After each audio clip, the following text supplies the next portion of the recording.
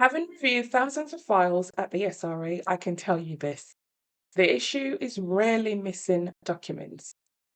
More often than not, it is that when you look at a file as a whole, it doesn't explain how the risk was understood or why decisions were made. And that's what determines whether a file stands up to scrutiny.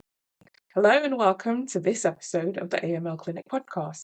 I'm your host, Michelle Clement, a former SRA AML regulatory manager where I spent over 5 years supervising law firms, conducting inspections, and making decisions on AML compliance and enforcement. I now work with law firms to help them build defensible compliance frameworks to withstand regulatory scrutiny.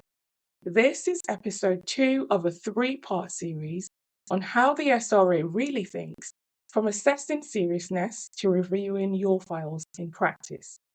And in today's episode, I want to take you inside something that causes a lot of uncertainty, and that's what the SRA actually looks for when it reviews your files. So let's start with how files are reviewed in practice. There are a few different routes the SRA can take. You might have a desk-based review. This is where your firm is invited to submit documentation remotely. Things like your firm-wide risk assessment, your documented AML policies, controls and procedures, your client and matter risk assessment, and a list of open and closed matters. From that, a sample of files are selected. That can be anything up to 12 files, and those are reviewed remotely. Or you might have an AML inspection, which follows a similar process in terms of information gathering, but the review itself is more interactive. Files are reviewed live, and inspectors may look at things like your submitted suspicious activity reports and even interview some fee earners. The third option are thematic reviews.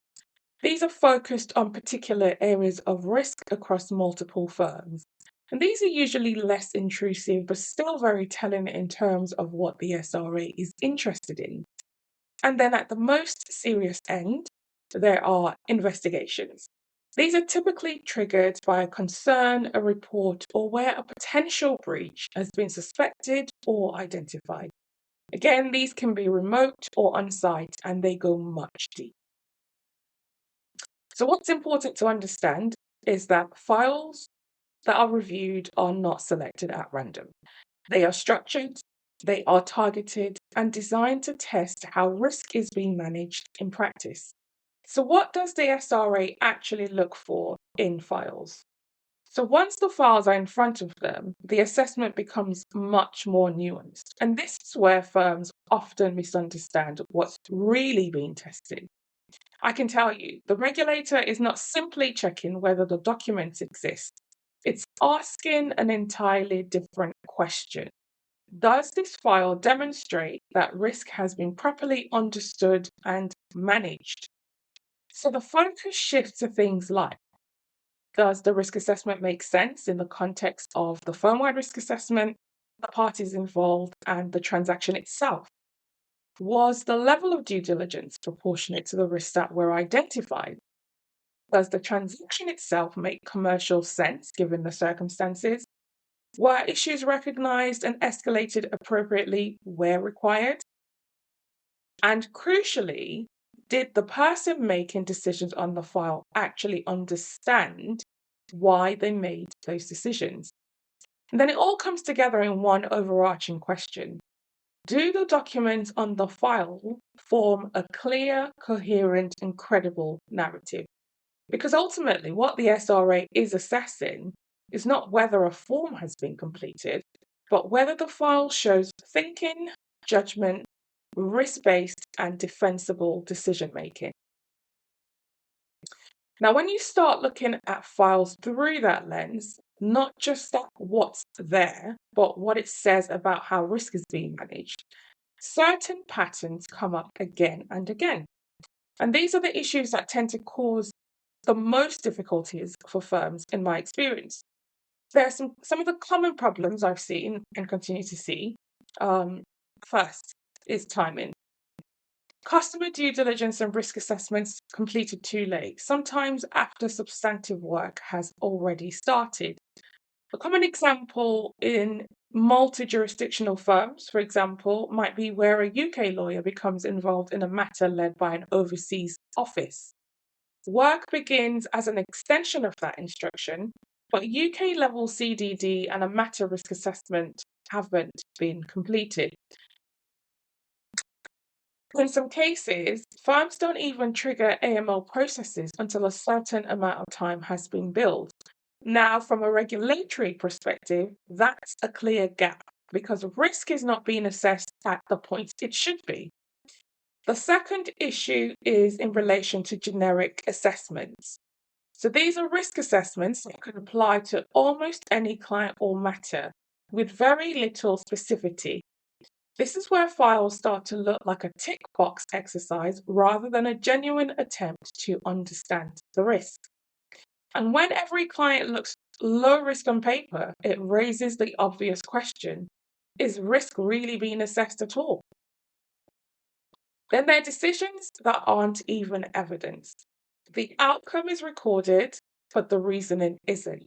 So from the outside, it's impossible to understand how a conclusion was reached. And closely linked to that is thin reasoning. This is where there is some explanation, but it lacks the depth or doesn't properly engage with the facts of the matter. Another key issue is misalignment between documents. For example, your firm-wide risk assessment identifies a particular service as high risk, requiring enhanced due diligence. The file shows that the service being delivered is being delivered without enhanced due diligence, and there is no clear explanation as to why. Or the firm states it doesn't undertake a certain type of work, yet a file clearly shows that it does. These inconsistencies are highly visible to the SRA, and they raise immediate concerns about how well your firm actually understands its own risk profile. I also see deviation from policies or informal workarounds within departments. And while one instance might be explainable, repeated patterns suggest something more serious, that there is a systemic issue rather than a one-off error. And that distinction is critical because the SRA and other AML supervisors are not just looking at individual matters, they are looking for patterns that indicate underlying weaknesses in systems and controls. This is an aggravating factor when the SRA considers seriousness. I've explored this further in the previous episode. All of these issues have one thing in common. They show the difference between files that are technically complete and files that are analytically and defensively strong. Ultimately, it's not the presence of the documentation that matters. Again, it's whether the documentation shows that there is clear thinking, proper challenge, and a genuine understanding of risk. Now, there is a concept that isn't written into any regulation, but anyone who has worked in supervision, enforcement, or even internal compliance will recognize it immediately. And that's what we call the does it make sense test. When a file is reviewed, this is often the lens applied, sometimes explicitly, sometimes instinctively. Because beyond the forms, beyond the documents, the real question is, does this transaction and everything around it actually make sense? And that can play out in a few key ways. The first is the source of funds. Is there a clear, plausible origin of the money or assets involved? Not just what's been declared, but what is understood. The second is the client or party behavior. Does what client is doing align with who they are and their risk profile? Or are there inconsistencies that haven't been explored? The third is the transaction rationale. Does the deal itself make commercial sense, given the parties and the circumstances? Or is it difficult to explain when you step back and look at it objectively? In essence, would you feel comfortable explaining to the STT why this transaction made sense to you at the time you onboarded the client beyond your fees? And then there is enhanced due diligence. Now, this is where many firms struggle in practice. Enhanced due diligence is often treated as an add-on. More documents, more checks, more paperwork. But the real question should be, is the due diligence actually addressing the risk that has been identified? But in many cases, asking for another ID document or a few more bank statements or a few more months of bank statements doesn't actually change your understanding of the risk at all. So let me give you examples. A firm uses an electronic verification provider. The report flags that a client purchased in a cash-intensive business using cash is wanted by Interpol for drug-related offences, or the date of birth on the passport doesn't match the verification report. So these are not minor discrepancies, they are signals. These are from real life examples, by the way. And what matters is not the check was done, it's how that information was interpreted and what was done next. Files that pass the does it make sense test show curiosity, challenge, and a willingness to go beyond the surface. Again, this is what separates when a file looks complete from a compliance perspective to a file that is actually credible.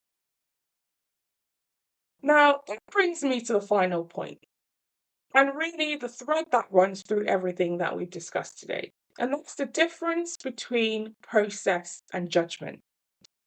Under Regulation 2816, the Money Laundering Regulations 2017 as amended, firms are required to demonstrate to the SRA or their supervisor in general that the measures they've undertaken are appropriate, which means the burden sits with the firm, not the SRA or your AML supervisor.